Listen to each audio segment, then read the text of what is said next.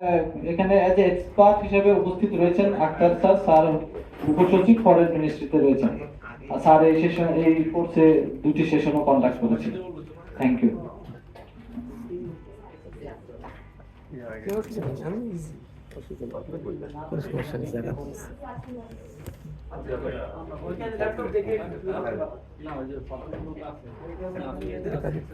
Group C এর ওনারা শুরু করতেছে। আমাদের তো ইয়াসা করতেছে। ম্যাডাম র‍্যাপ আপ করবেন। আপনি চাইলে আপনি এটা পাঠিয়ে পারেন। সবচেয়ে ফাঁকিবাজি গ্রুপ হচ্ছে আমরা গ্রুপ ডি। আমরা দেখবেন আসসালামু আলাইকুম। ডিবিপি প্রিপারেশন প্রেজেন্টেশনে গ্রুপ সি এর পক্ষ থেকে সকলকে স্বাগতম জানাচ্ছি। আমাদের ডিবিপি আমরা যেটা চয়েস করেছি সেটা সবুজ পাতা থেকে আমরা একটা প্রকল্প নিয়েছি, সেটা আধুনিক প্রযুক্তি সম্প্রসারণের মাধ্যমে ফরিদপুর অঞ্চলে কৃষি উন্নয়ন প্রকল্পটির শিরোনাম ছিল। তো আমরা যে গ্রুপ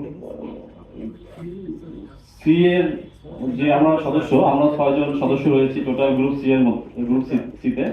সেখানে বাংলাদেশ কৃষি সম্প্রসারণ অধিদপ্তরের 2জন সদস্য রয়েছে, শাশ্বতী এবদার এবং মোফাজ্জল হোসেন।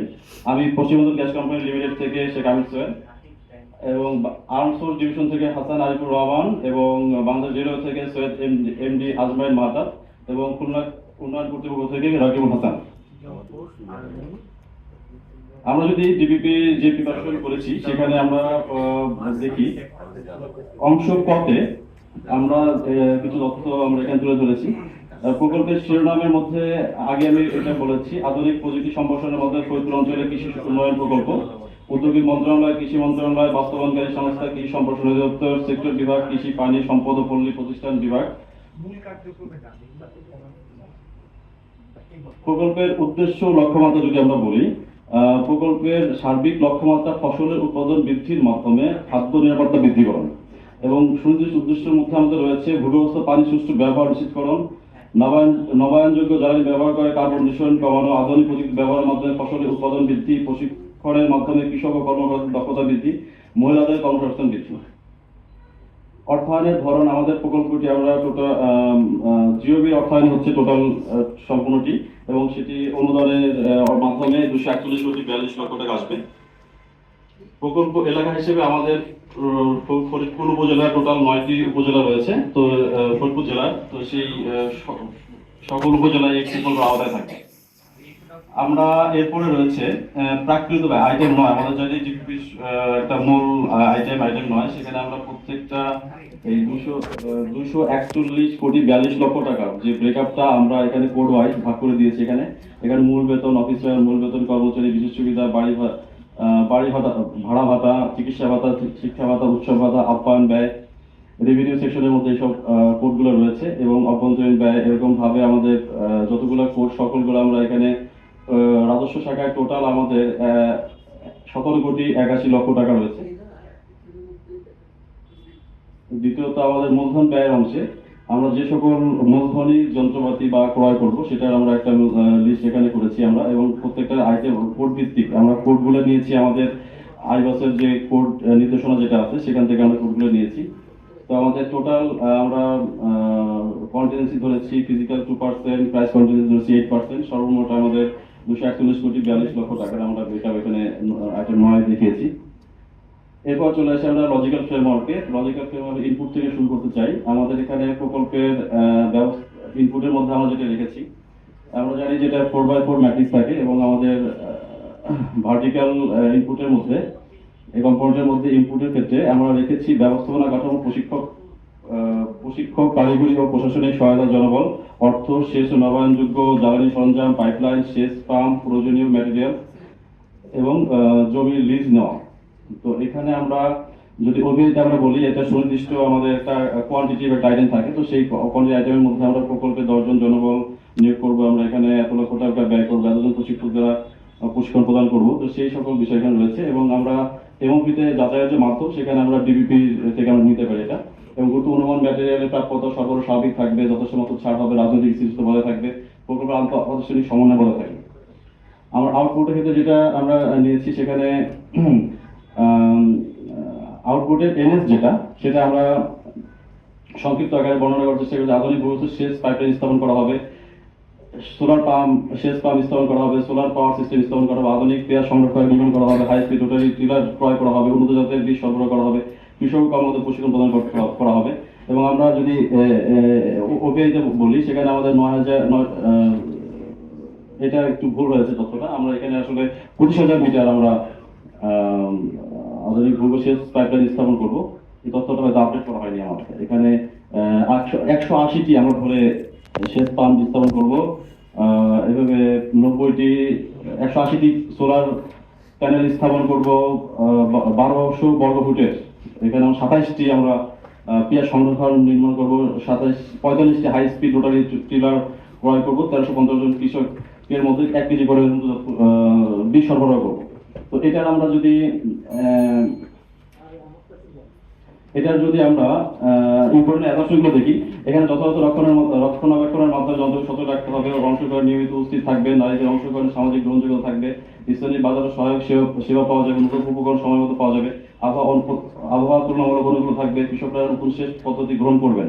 এই সমস্ত অ্যাডাপশন ভিত্তি করে আমরা যে উদ্দেশ্যগুলো বাস্তবায়ন করতে পারবো, সেখানে আমরা ভূগর্ভস্থ পানি সুষ্ঠুভাবে নিশ্চিত করতে পারবো, নবায়নযোগ্য জ্বালানি ভিত্তিক কৃষি প্রযুক্তি ব্যবহারের ফলে কার্বন নিঃসরণ হ্রাস পাবে, আধুনিক প্রযুক্তি বাস্তবায়নের মাধ্যমে ফসল উৎপাদন বৃদ্ধি হবে, কৃষক ও কর্মকর্তার দক্ষতা বৃদ্ধি হবে, নারীদের জ্ঞান ও দক্ষতা উন্নত হবে। এবং এটার আমরা যেটা উদ্দেশ্যের যে বা আউটকামের যে ইম্পর্টেন্ট আদর্শগুলো রেখেছি, অনুকূল কৃষি নীতি অব্যাহত থাকবে, প্রাকৃতিক দুর্যোগ, বন্যা, খরা বা রোগবালাই অস্বাভাবিক মাত্রায় বৃদ্ধি পাবে না, প্রযুক্তি গ্রহণে কৃষকদের আগ্রহ বজায় থাকবে, জ্বালানি যন্ত্রপাতি রক্ষণাবেক্ষণ সেবা পাওয়া যাবে। তো এটা অ্যাডাপশনের উপর ভিত্তি করে আমাদের যদি আলটিমেট গোল যেটা, সেই আলটিমেট গোল আমরা পেতে পারি ফসলের উৎপাদন বৃদ্ধির মাধ্যমে খাদ্য নিরাপত্তা বৃদ্ধি করুন আমরা করতে পারবো।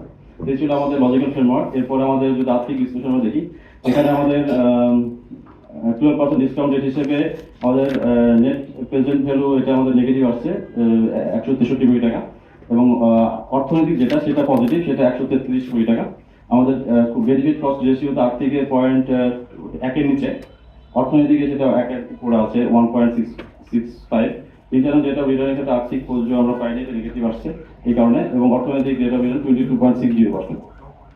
আমরা এখানে ক্রয় পরিকল্পনাগুলো তুলে ধরেছি। এখানে আমাদের যতগুলো প্যাকেজ থাকবে, আমাদের বুকসের এটা একটা সংযোজনী স্কিমের পথে আমরা যেখানে পণ্য যেগুলো আছে আমাদের 6টা প্যাকেজ থাকবে। সেই প্যাকেজের আমরা টোটাল যে পদ্ধতি যদি আমরা একটু বলি, যে কম্পিউটার আনুষঙ্গিক, যেমন এখানে 27টি আমাদের ইকুইপমেন্ট থাকবে, তার মধ্যে এটা আমরা ওটিএম এর মাধ্যমে ক্রয় করবো, এবং এটা অনুমোদনকারী কর্তৃপক্ষ হোক, এবং এটা জিওবি অর্থায়নে 50 লাখ টাকা আমাদের এখানে থাকবে। তো আমাদের এখানে দরপত্র আহ্বান থেকে শুরু করে যে টাইমিং গুলো থাকবে সেগুলো আমরা এখানে তুলে ধরেছি। তো টোটাল 6টি প্রকল্পের ক্ষেত্রে আমরা এটা তুলে ধরেছি। এরপরে আমাদের যেটা আছে যে 3টি কাজের আমাদের আছে। তো সেখানে 1200 বর্গ ফুটের আনুষঙ্গিক পেঁয়াজ সংরক্ষণ নির্মাণ 18টি, পাইপলাইন স্থাপন করে 25,000 মিটার, 150 বর্গ ফুটের পাম্প হাউস নির্মাণ করা হবে। তো এই সকল প্যাকেজগুলোর আমরা এখানে তথ্য তুলে ধরেছি আমাদের ফরম্যাট অনুযায়ী। এরপর আমাদের যদি বলি প্রকল্পের বাস্তবায়ন কাঠামো সংক্রান্ত, আমাদের একজন প্রকল্প পরিচালক হবে, মানুষের কি পরিচালক একজন, মনিটরিং অফিসার 2 জন, শিক্ষক প্রথম কর্মকর্তা 1 জন, কম্পিউটার অপারেটর মধ্যে 1 জন, অবশ্যই জনবল 3 জন। এই ছিল আমাদের টোটাল যে কভার করতে পেরেছি আমি যেটা মধ্যে। থ্যাংক ইউ গ্রুপ থেকে দারুণ প্রেজেন্টেশনের জন্য। আমি এই পর্যায়ে বিনীত অনুরোধ করছি অডিয়েন্স থেকে কোনো আস্কিং বা জানার কোনো ইচ্ছা আছে কিনা, রেজ ইওর হ্যান্ড। না, ওটা ইনপুটে কিউকিউটি মানে টাইম বলা হয়নি, ইনপুটে যে ওবিআই।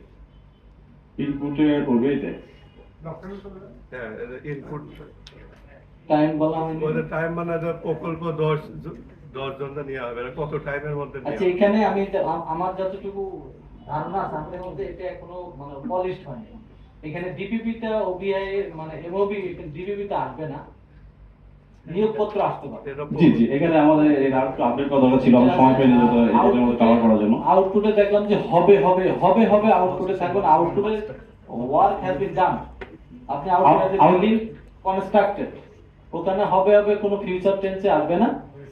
আমি আর যদি কোনো আমাদের যেটা ওই লাস্ট যে জিজ্ঞেস করেছিলাম আমরা, সেখানে এটা প্র্যাকটিস হয় যে হবে, এইভাবে আমাদের করা যেতে পারে, সেই হিসেবে আমরা যেটা শিখেছি সেটা দিয়েছি। আবার পেজে পার্টিসিপেটে তারা বলছিল যে এটা না, এটা হবে বা ফিউচার টেন্সে দিলে এটা মোটামুটি কাভার করবে। আমার মনে হয় এটা এরকম আমি দেখি নাই। আমি একটাই ছ নাম্বার কৃষক ও কর্মকর্তাদের প্রশিক্ষণ প্রদান।